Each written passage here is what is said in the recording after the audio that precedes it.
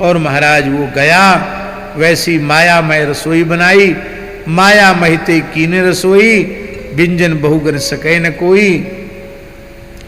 और वहां उसने विविध मृगन कर आमिष रांधा, तही कल विप्र मास खल साझा। अब इस चौपाई को देखकर बहुत से लोग ऐसी बातें करते हैं कि उस समय में मांसाहार प्रचलित था और ब्राह्मण भी मांस खाते थे। वो तो इतराज इस बात का हुआ कि इसमें मनुष्य का मांस, मनुष्य में भी ब्राह्मण का मांस मिला हुआ है। लेकिन ये बात, ये कुतर्क करना बिल्कुल अनुचित है, क्योंकि मूल में रामचरितमानस में गोस्वामी जी क्या कह रहे हैं इस पर ध्यान दो। माया मैत ही कीन रसोई, व्यंजन बहुगनि सकै न कोई।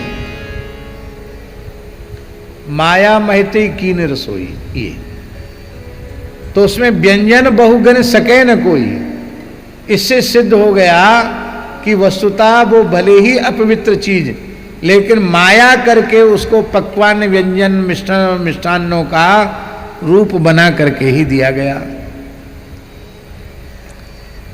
समय ज्यादा हो रहा है, फिर भी मैं बता देता हूं।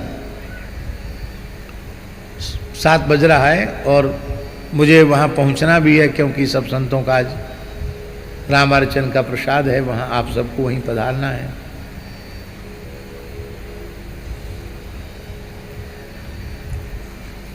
निम्बार्क संप्रदाय के सिद्ध संत बाबा श्री माधवदास जी टोपी कुंज वाले श्री महंत माधवदास जी महाराज थे, जिनसे पूज्य पंडित जी ने भक्तमाल का प्रसाद प्राप्त किया था। सिद्ध पुरुष थे वो आधी रात वृंदावन की परिक्रमा कर रहे थे, तो उन्होंने आधी रात को देखा कि वो साधुओं का भंडारा हो रहा है। साधु नहीं थे वो, सब भूत प्रेत थे। वो साधु जैसा भेष बनाए हुए थे, भंडारा हो रहा है। आओ आओ महाराज, कहाँ जा रहे हो लो? महाराज बोले परिक्रमा में, आधी रात को तो हम वैसे भी कुछ खाते नहीं है और परिक्रमा चल रही है। बोले नहीं नहीं, बाद में खा लेना। पीछे पड़ गए तो बोले ठीक है, पारस दे दो।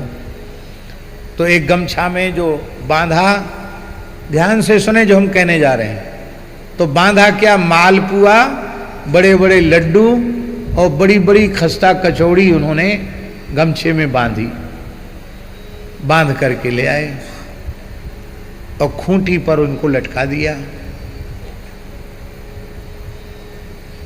और फिर सवेरे स्नान ध्यान जमुना जी में करके अपना नित्य नियम किया। नित्य नियम करने के बाद सोचे भाई रात को सिद्ध महात्माओं ने दर्शन दिया तो चलें, वो प्रसाद बहुत आग्रह से दिया था, ले लें उसको। तो जैसे ही उसको खोला तो उस कपड़े में गंदी चीजें निकली, मलमूत्र ये सब निकला, मांस के टुकड़े, मलमूत्र ये सब उसमें निकला। तब पता चला ये प्रेतों का उपद्रव था। घटना वृंदावन की है।